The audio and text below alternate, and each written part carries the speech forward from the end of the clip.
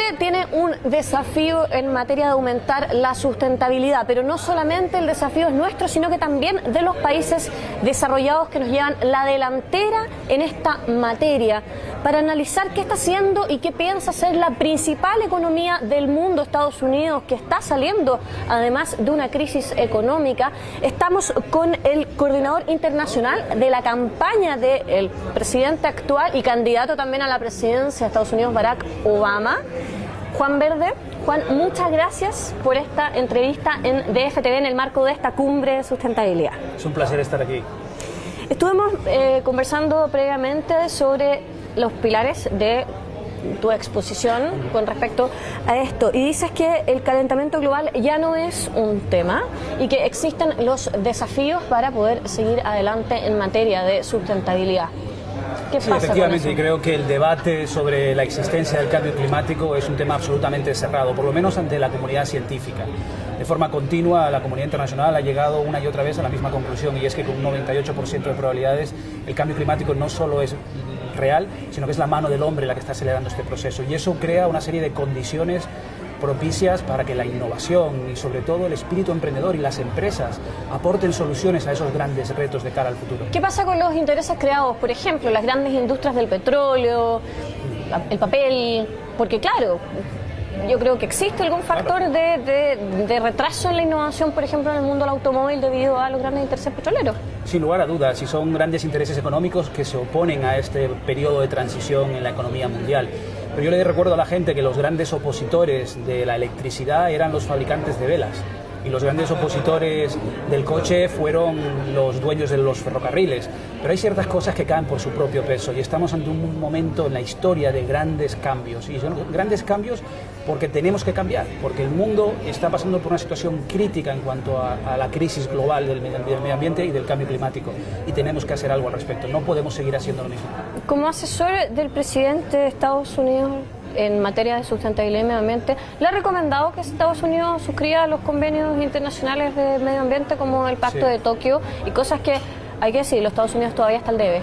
Sin lugar a dudas, y creo que francamente se marca un antes y un después con la llegada del presidente Obama al poder hace tan solo 3 años. Estados Unidos no ha podido ratificar este tipo de acuerdos porque el Senado, el Congreso de Estados Unidos está en manos del Partido Republicano, que se opone rotundamente a este cambio. Sin embargo, es un tema que está absolutamente asumido. Yo no tengo que asesorar al presidente sobre ese tema porque él lo tiene muy, muy claro. De hecho, en Estados Unidos se está llevando a cabo la mayor inversión estratégica en un solo sector de la economía, como jamás se había hecho. Jamás habíamos invertido tanto dinero en tan poco tiempo en un solo sector de la economía, en este caso el sector de la sustentabilidad de cara al futuro. Hemos aumentado la generación de renovables en un 44% en tan solo 3 años. Estamos sentando las bases para que de cara a un segundo mandato se convierta en la gran prioridad. Y estoy absolutamente convencido de que en ese entonces, y si cambia el Senado, podremos ratificar ese acuerdo.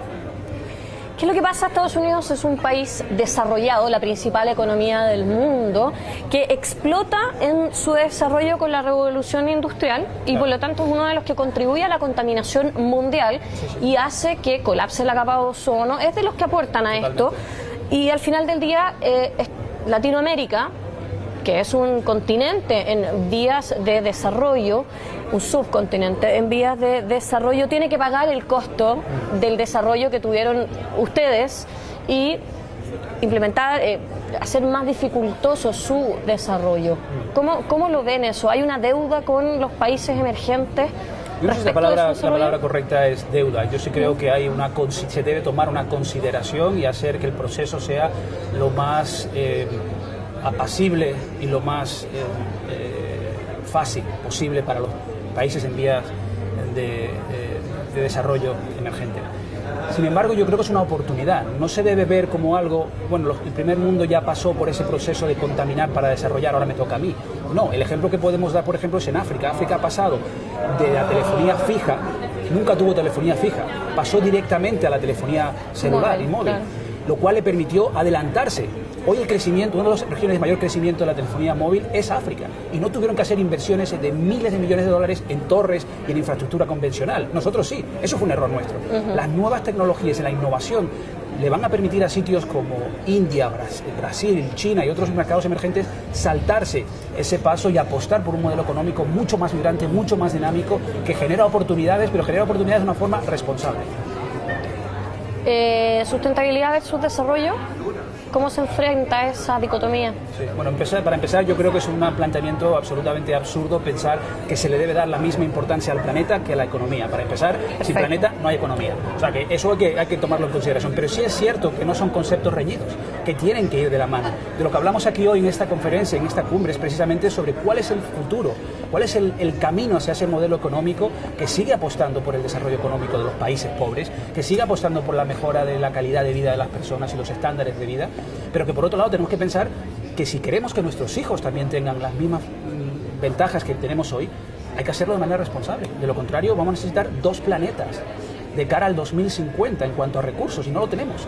O sea, a menos que estemos pensando en evacuar a la gente o irnos a la Luna, tendremos que vivir en un mundo donde la contaminación se percibe de otra manera, donde se paga por contaminar y donde tenemos que valorar lo que tenemos.